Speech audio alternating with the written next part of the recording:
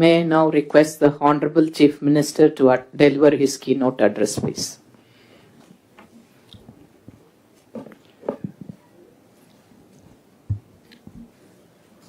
సహచర మంత్రివర్గ సభ్యులు, chief secretary, collectors and senior secretaries, all officials, friends, మనం ఒక పద్ధతి ప్రకారం గవర్నమెంట్లో అనేక ప్రొసీజర్స్ తీసుకొచ్చాం. 23 నెలలు నేను ఎవ్రీడే కౌంట్ చేసుకుంటున్నాను, ఎవ్రీ అవర్ కూడా కౌంట్ చేసుకుంటున్నాను. ఎందుకంటే time is very essence. Systems కూడా కొన్ని ఎస్టాబ్లిష్ చేశాం. Every month cabinet meeting, every 15 days, every month SIPB, SIPC, అదే సమయంలో once in 3 months collectors conference. ఇవన్నీ ఎందుకంటే ఎక్కడికక్కడ సిస్టమేటిక్గా మనం అందరం కలిసి సమిష్టిగా పనిచేయడానికి ముందుకు పోతున్నాం. ఇది 7వ కలెక్టర్స్ కాన్ఫరెన్స్. నేను 4వసారి ముఖ్యమంత్రి అయినప్పటికీ వారసత్వంగా వచ్చిన సమస్యలు మనం చూస్తే, ఇప్పుడే ఫైనాన్స్ మినిస్టర్ చెప్తున్నాడు, 9,74,000 కోట్ల రూపాయలు డెట్. అట్ వన్ స్టేజ్ కేంద్రం ఇచ్చే CSS స్కీమ్స్ అని నిలిపేయడం. అంటే గవర్నమెంట్ ఆఫ్ ఇండియా ఇచ్చే స్కీమ్స్ దేనికి ఇస్తారు? కొన్ని మనం చేస్తాం, కొన్ని వాళ్ళు ఇస్తారు, దానికి మనం కూడా మ్యాచింగ్ ఇవ్వాలి. అలాంటివి దగ్గర 10,000 కోట్ల రూపాయలు డైవర్ట్ చేస్తే వాళ్ళు డబ్బులు ఇవ్వడం మానేసి, నేను ఢిల్లీకి పోతే విష్ లిస్ట్ ఇచ్చేవాళ్ళు. నాకు నేను వాళ్ళని సమస్య అడిగితే వాళ్ళు ఒక విష్ లిస్ట్ ఇచ్చేవాళ్ళు.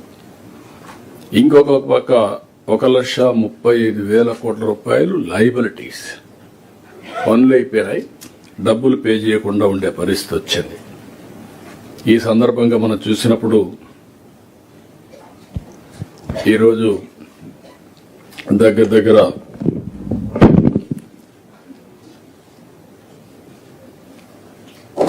కొన్ని మార్పులు కూడా పోయిన కలెక్టర్స్ కాన్ఫరెన్స్ కి ఈ కలెక్టర్స్ కాన్ఫరెన్స్ కి జిల్లా కలెక్టర్స్ అదనంగా వచ్చారు. 2 కొత్త జిల్లాలు ఫామ్ చేశాం. 28 జిల్లాలు ఏర్పాటు చేసిన తర్వాత మళ్ళీ మొదటి కలెక్టర్స్ కాన్ఫరెన్స్ ఇది.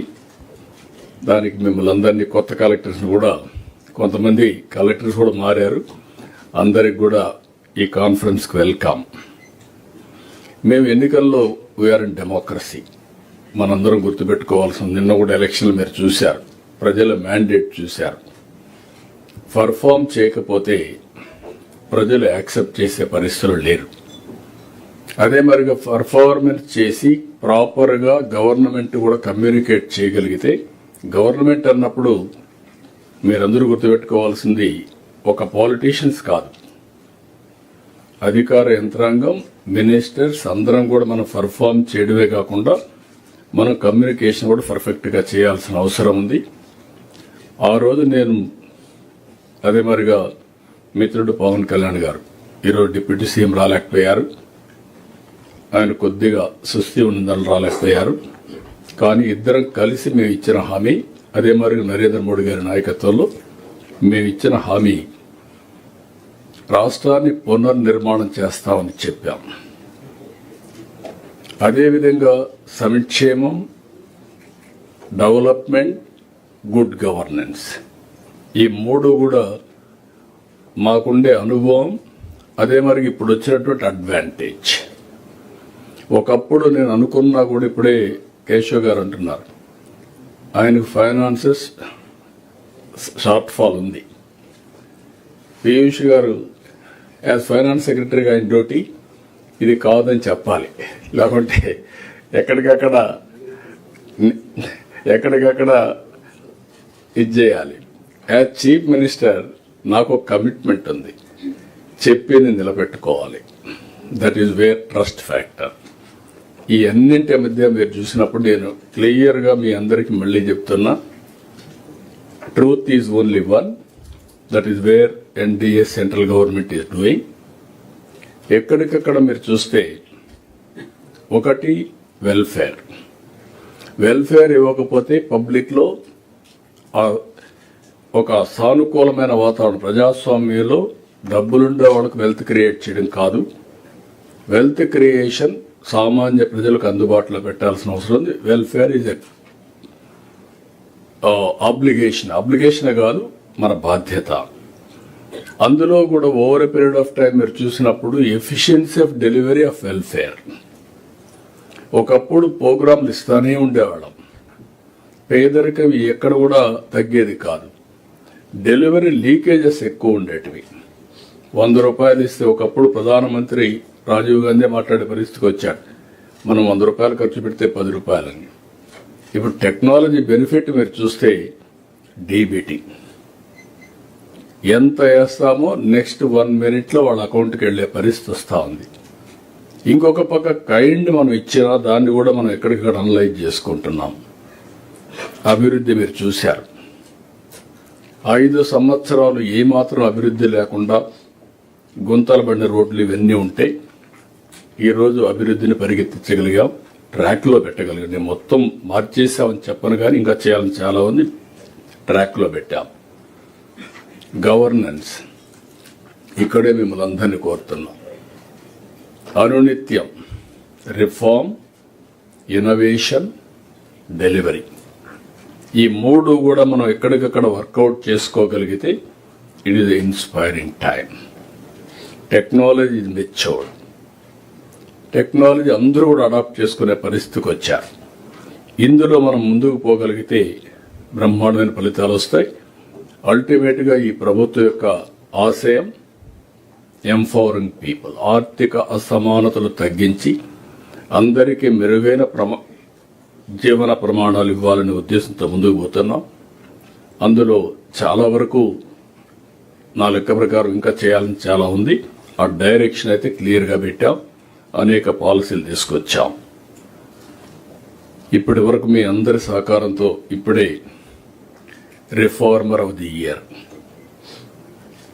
That is not my achievement, it is a collective achievement all of us. ఇక్కడుండే మనందరి సమిష్టి కృషి.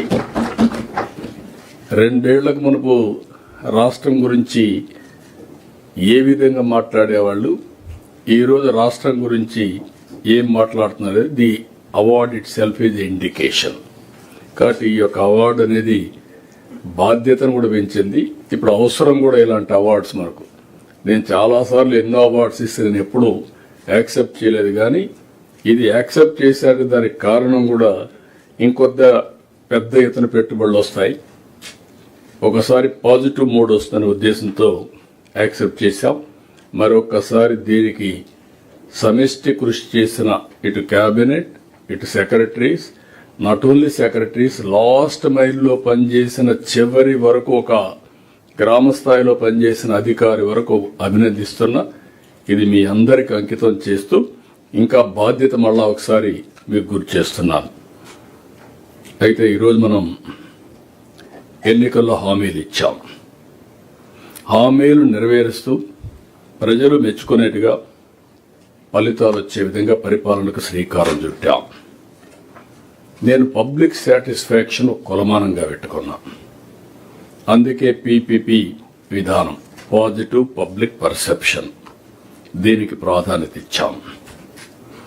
పింఛన్ పంపిణీ నుంచి అర్జీల పరిష్కారం వరకు ప్రతి ఒక్క సేవ కూడా ప్రజలు హర్షించాలి.